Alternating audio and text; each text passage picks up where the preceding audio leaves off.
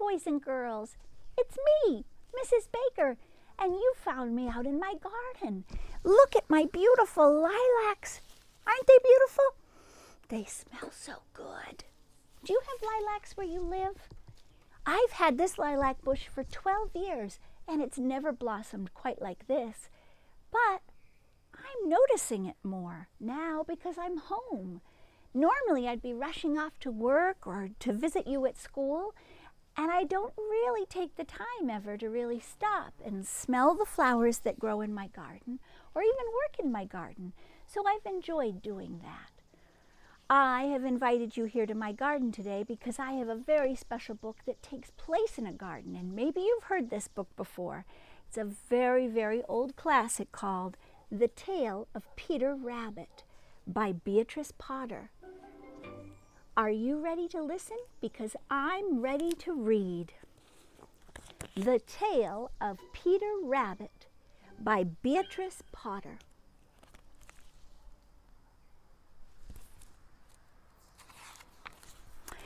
Once upon a time, there were 4 little rabbits. Count 'em, 4.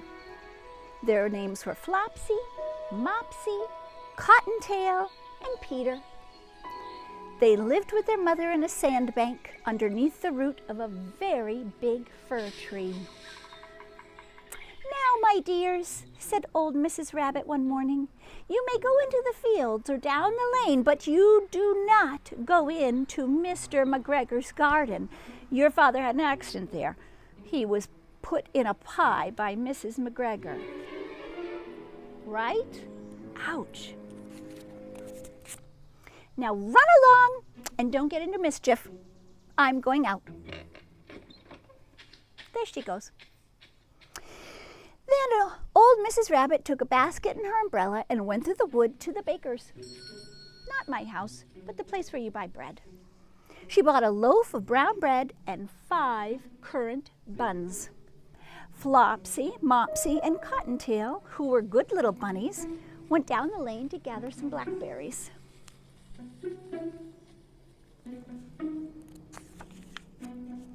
But Peter, who was very, very naughty, ran straight away to Mr. McGregor's garden, and he squeezed under the gate. Oof.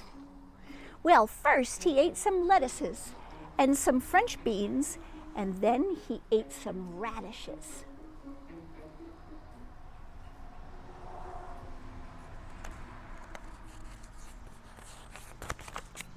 And then, after feeling rather sick, he went home to look for some parsley, which always makes my belly feel a little bit better. But round the end of the cucumber frame, whom should he meet? Mr. McGregor.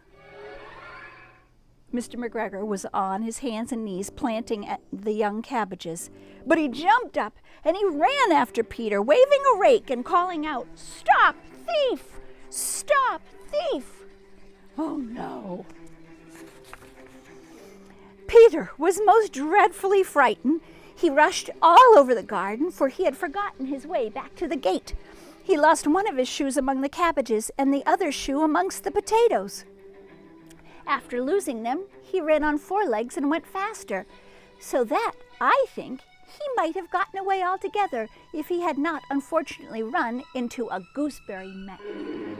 Oh no! He was caught by the large buttons on his jacket.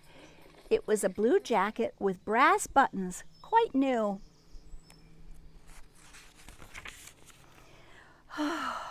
Peter gave himself up for lost, and he shed big tears. Poor Peter. But his sobs were overheard by some friendly sparrows, who flew to him in great excitement and implored him to exert himself. Come on, Peter! Come on, Peter! Get up!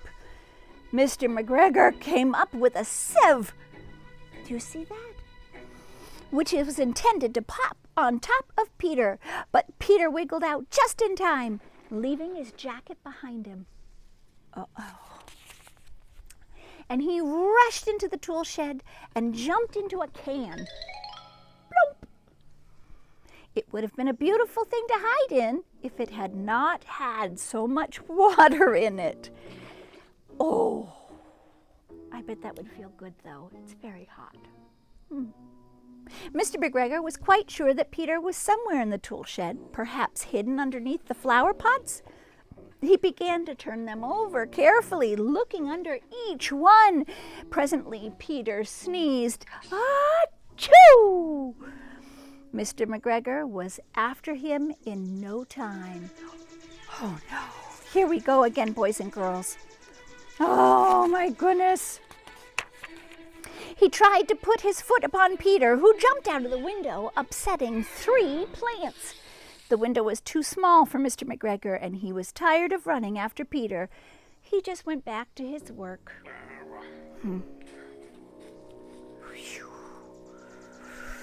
Ooh, Peter. Peter sat down to rest. He was out of breath. He was trembling with fright, and he had not the least idea of which way to go. He also was very damp from sitting in that can. After a time, he began to wander about, going lippity-lippity, not very fast, and not looking around at all. Ooh, that bird is enjoying the story too. Well, he found a door in a wall, but it was locked. There was no room for a fat little rabbit to squeeze underneath this door. An old mouse was running in and out over the stone doorstep, carrying peas and beans with her to her family in the wood. Peter asked her the way to the gate, but she had such a large pea in her mouth that she couldn't answer. She only shook her head. Peter began to cry. Oh. Then he tried to find his way across the garden, but he became more and more puzzled. Oh, Peter. Presently he came to a pond where Mr. McGregor filled his watering cans. A white cat was staring at some goldfish. She sat very, very still, but now and then the tip of her tail twitched as if it were alive. Peter thought it best to go away without speaking to her. He had heard about cats from his cousin, Little Benjamin Bunny.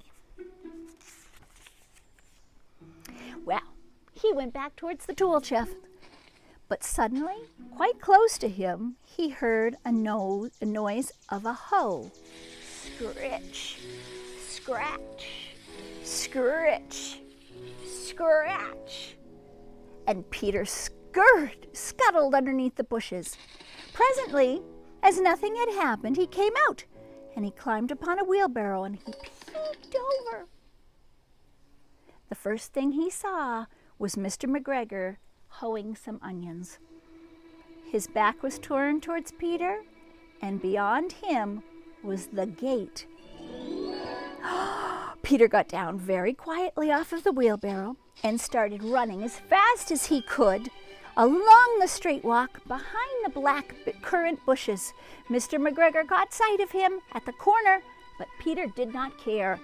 He slipped underneath the gate and was safe at last in the woods just outside the gate. Oh, Peter, what a naughty bunny. Mr. McGregor hung up the little jacket and shoes for a scarecrow to frighten the blackbirds. Peter. Peter never stopped running, and he looked behind him till he got home to the big fir tree. He was so tired that he flopped down on the nice soft sand on the floor of the rabbit hole, and he shut his eyes. Oh! His mother was busy cooking. She wondered what he had done with all of his clothes. It was the second little jacket and the second pair of shoes that Peter had lost in a fortnight. That's not a very long time.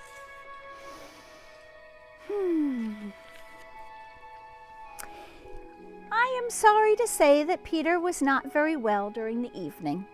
His mother put him to bed and made some chamomile tea, and she gave a dose of it or two to Peter. 1 tablespoonful to be taken at bedtime. But Flopsy, Mopsy, and Cottontail had bread and milk and blackberries for supper. The end. Wow! Wasn't that a wonderful book, boys and girls? This is a very, very, very old book. And so it has some words that we just don't say anymore. It was written in 1902. That's one of the oldest books that I read to you children. I love this book, and I especially love using the sound effects of novel effect.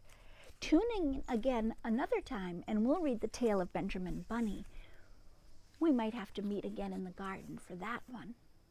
I've enjoyed our time together, and I hope you're getting out to play, and I hope you're even working in a little garden. It's very fun to plant a seed and to watch it grow. I hope you're enjoying that as well. Well, this has been a production of Baker Company in cooperation with Elkins Public Library in the town of Canterbury. It is a fair use, non-for-profit educational material and cannot be sold or copied without written permission of myself, Elkins Public Library, or the town of Canterbury. I hope that you'll join me again soon. Remember to subscribe to my YouTube channel and hit the little bell for notifications, and a video will be delivered to your inbox every day. Please come back and play with me again. I miss you so much. And remember, I love you and I'm so proud of you.